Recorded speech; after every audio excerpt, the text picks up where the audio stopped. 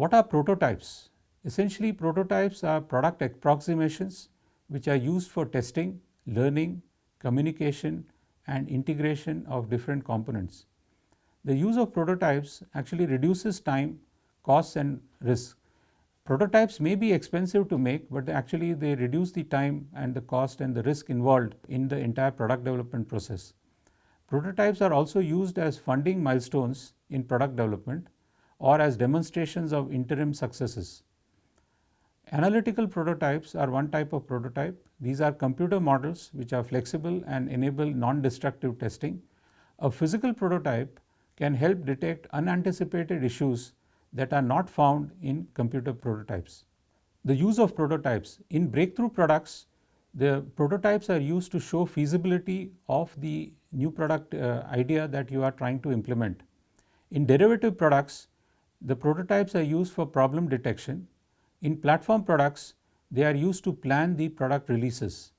Multiple prototypes can be used in more complex product development projects, but it's important that prototypes are planned in such a way that they are effectively used and you can combine the learnings from different types of prototypes.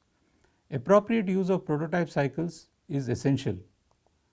Prototypes should be spaced out in such a way that the learning from each prototype is used for the next prototype.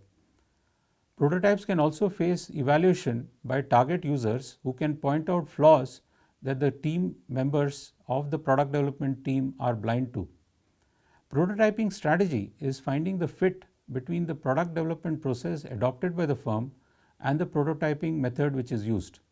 For example, a prototyping strategy issue is, should I make the prototype internally using my own people, or should I get the vendor who usually does manufacturing for me to also make the prototype? There are different pros and cons of this. If you make the prototype in-house, it allows for greater secrecy on the new product, but the workers who are working on the prototype are typically highly skilled people. In fact, the most skilled people are typically made to switch to the prototype workshop. However, once the prototype is done, it is not easily transferred to production, which is done by lesser skilled workers. On the other hand, if you make the prototype through vendors, it allows for earlier detection of production problems. As they make the prototype, the vendor learns how to manufacture the product and can get into the manufacturing mode much faster than if they were dumped the product at a later stage.